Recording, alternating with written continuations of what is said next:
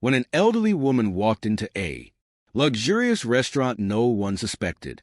Her quiet presence would expose a shocking truth and bring the entire room to a standstill. The late afternoon sun cast a warm glow through the wide glass windows of Pizza and Bistro, a renowned fine dining spot in Portland, Oregon. The air inside was filled with quiet murmurs, the clinking of glasses and the soft notes of a live pianist in the corner, the kind of place where patrons came to celebrate life's milestones or close lucrative business deals. Amid the polished decor and tailored suits, the entrance door opened to reveal an elderly black woman. Her steps were slow but purposeful, her back straight despite the years etched into her frame. She was dressed in a navy blue coat with delicate embroidery along the cuffs, her small black handbag tucked securely under her arm. Her expression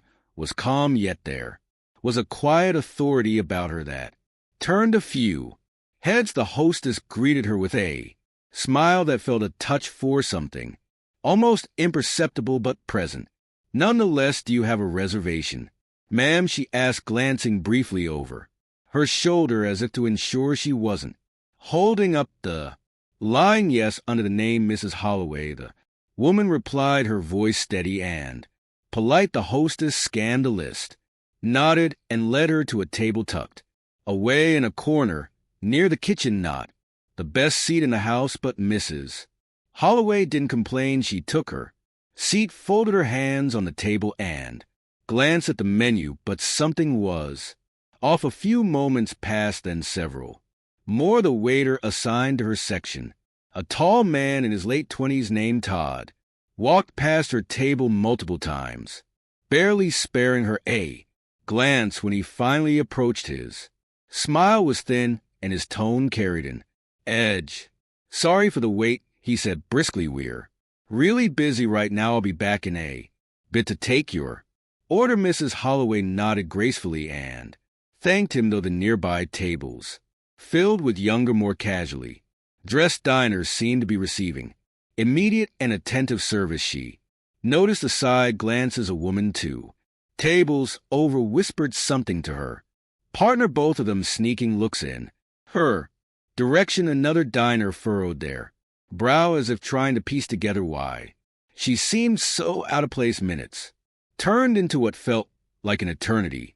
Todd returned, but his demeanor was no warmer. "I'm sorry, but we're a little understaffed today. Might be a while before I can get to you." Mrs. Holloway's lips pressed into a faint smile. "Take your time," she said, her tone betraying none of the frustration she might have felt. She wasn't about to make a scene, but the discomfort in the air was palpable. But just as she settled back into her chair, seemingly unbothered, someone from across the room noticed everything, and their expression darkened. From her corner seat, Mrs. Holloway observed the room with a quiet composure. It wasn't her first encounter with this kind of subtle treatment, the kind that wasn't loud or overt, but had a way of making itself known in every delayed service and dismissive glance. Still, she remained poised, her hands resting gently on the table as if she were merely passing time. Meanwhile, Todd busied himself with nearby tables, his tone cheerful and his smile effortless as he took orders and cracked jokes with other patrons. When he walked past her table again without even acknowledging her, the unease among the other diners began to grow. A young couple near the center of the room exchanged nervous glances. "Why hasn't that table been served yet?" the woman whispered, her voice barely audible over the ambient music. Her partner shrugged, casting a quick glance toward Todd, who seemed completely indifferent. The seconds stretched into minutes, and though Mrs. Holloway kept her calm exterior, a small part of her wondered how far this would go. She reached for her water glass, but even that had been left empty. A few tables away, a waiter delivered a fresh glass of wine to a customer who had arrived long after she did. Todd finally returned carrying a tray of food destined for another table. He paused briefly as he passed Mrs.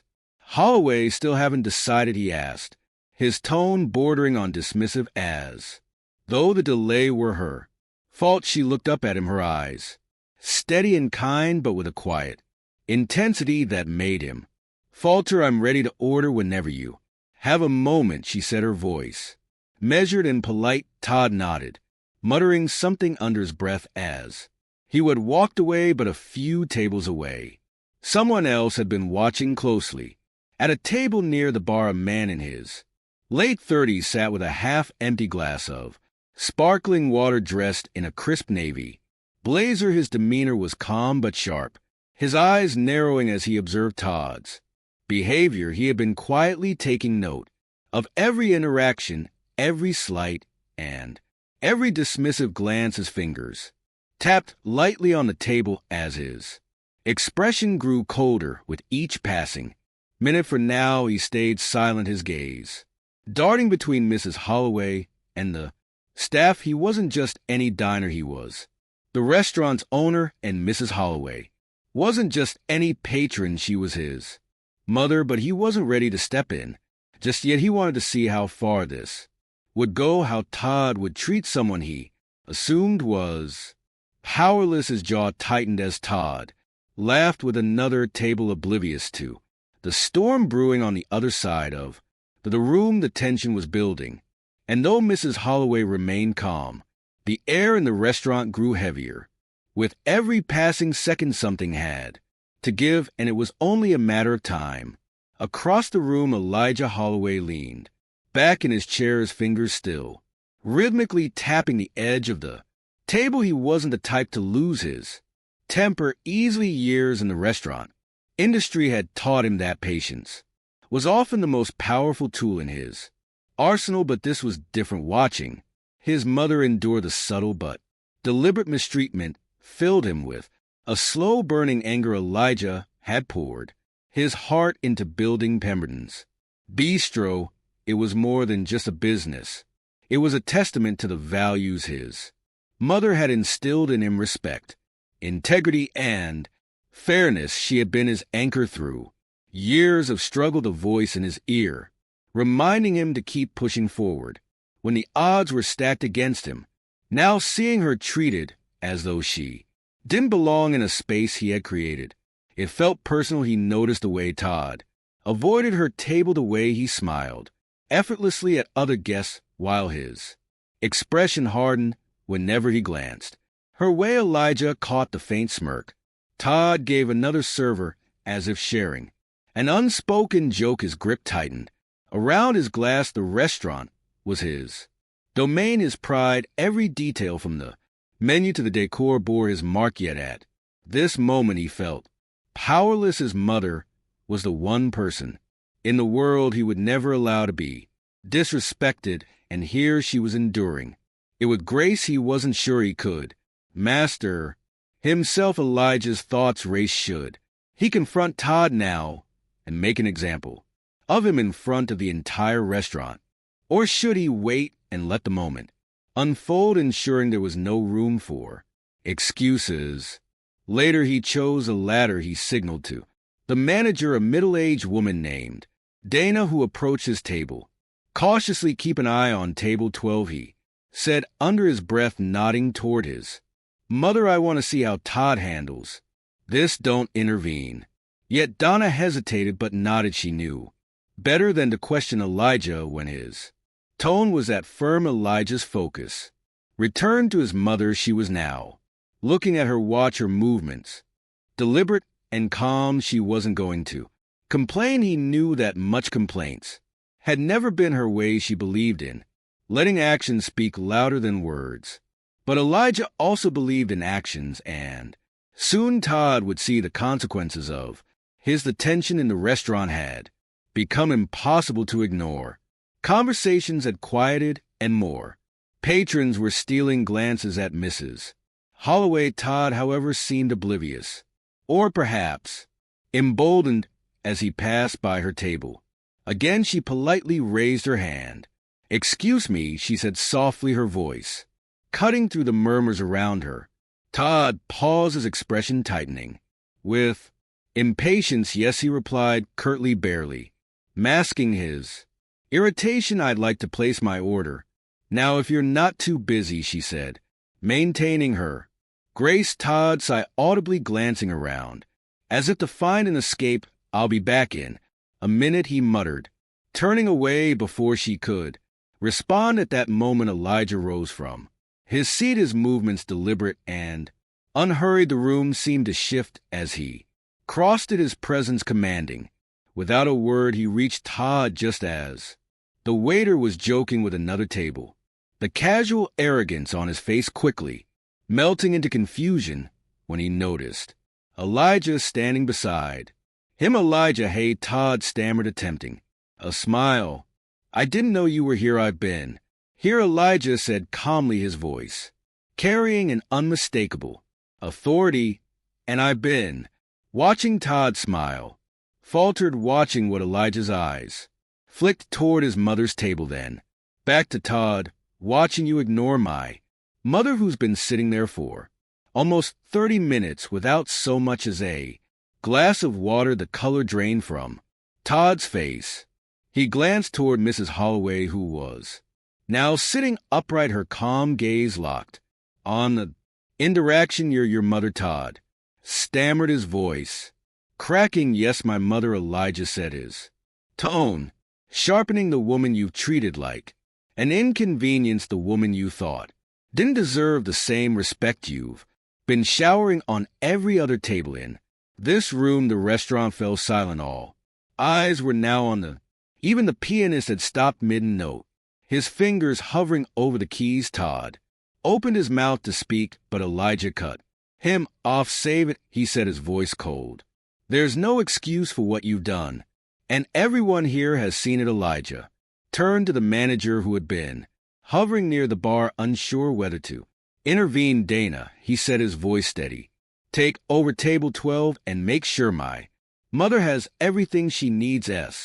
Immediately, Dana nodded quickly and rushed toward Mrs. Holloway's table, offering her a flurry of apologies as she filled her water glass and handed her a menu. Elijah turned back to Todd, his expression unreadable. We'll discuss your future here later. For now, you're done for the day. Go home. Todd stood frozen for a moment, his face a mix of humiliation and regret. Then, without a word, he untied his apron and walked out of the restaurant, the heavy door swinging shut behind him. The silence lingered for a beat longer before Elijah approached his mother's table. He crouched slightly to meet her gaze, his stern demeanor softening into something warmer. You okay, Mom? He asked quietly. Mrs. Holloway smiled, reaching out to Pat's hand. I'm fine, son. You handled that well. Elijah exhaled, the tension in his shoulders easing. I should have stepped in sooner. No, she replied gently. You let him reveal his character. Sometimes that's more powerful than confronting someone right away. But as the restaurant returned to its usual hum of activity, it was clear that no one would forget what had just happened or the lesson it carried. The atmosphere in Pemberton's bistro had shifted. Conversations picked up again, but the air was heavier, more thoughtful. Patrons who had witnessed the scene now looked at Mrs. Holloway with a mixture of respect and quiet admiration. Elijah returned to his table, his face still composed, though the lingering anger in his eyes hadn't entirely faded. Meanwhile, Dana, the manager, made sure Mrs. Holloway's meal was served promptly. She personally presented the dishes with an apology so heartfelt it felt as though she were trying to undo the actions of the entire evening. Mrs. Holloway accepted the apology with her usual grace, offering a small nod before turning her attention to the food. She didn't need grand gestures or speeches. Her quiet dignity had spoken volumes. Already at another table, a young couple who had been observing the entire situation leaned toward each other. I can't believe he treated her like that, the woman whispered, shaking her head. It makes you think about how Often this happens and no one says anything. Her partner nodded. Thoughtfully, it's not just about what you see, it's about what you're willing to stand up against when it happens. Elijah overheard their exchange. As he passed their table on his way back to his mother, their words stayed with him. He thought about the countless times people like Todd had gotten away with mistreatment simply because no one had been watching or cared enough to intervene. When Elijah sat down beside his mother, she reached across the table and took his hand. You built something beautiful here, Elijah, she said softly, but remember, a place like this isn't just about food or ambience. It's about how people feel when they walk through those doors. I know, Mom, Elijah replied, his voice tinged with regret. I let you down tonight. She shook her head. No, you didn't. You gave everyone here a chance to see the truth, and you handled it with integrity. That's what matters. Around them, the staff seemed more attentive, the service more thoughtful. It wasn't just about avoiding another incident. It was about the unspoken lesson Elijah's actions had taught them all. Respect and kindness weren't optional. They were the foundation of everything. As Mrs. Holloway finished her meal, she glanced around the room, her gaze settling briefly on Dana, who gave her a small, apologetic smile. There was no bitterness in her expression, only a quiet satisfaction that the moment had left an impression. But for Elijah, the lesson wasn't just for Todd or the staff. It was a reminder for himself, too. Leadership wasn't just about managing operations. It was about upholding the values that made his restaurant a place worth visiting. As the evening wound down, Mrs. Holloway prepared to leave, her calm demeanor unchanged. Elijah walked her to the door, holding it open as she stepped out into the crisp evening air. For a moment they stood there together, the glow from the restaurant's windows illuminating their faces. You did good, son, she said, her voice carrying a warmth that softened the day's tension. Elijah smiled faintly. I still wish it hadn't happened at all. She placed a hand on his arm. What matters is how you responded. You gave everyone in there something to think about, something they'll carry with them. That's the real change. He nodded, watching as she made her way to the car waiting by the curb. Before getting in, she turned back and offered him one last smile. Inside the restaurant, the staff worked quietly to close up the earlier incident still fresh in their minds. Dana gathered the team for a brief meeting, her tone serious yet constructive. What happened tonight is a wake-up call, she began, not just about how we treat our guests, but about the culture we're creating here. Every person who walks through those doors deserves respect. No exceptions. The staff nodded, their expressions solemn. Todd's absence was palpable, a reminder of what happens when prejudice replaces professionalism. As Elijah returned inside, he glanced around the emptying dining room. The events of the evening weighed on him, but they also reaffirmed his commitment to making Burton Bistro more than just a restaurant. It had to be a place where dignity and kindness were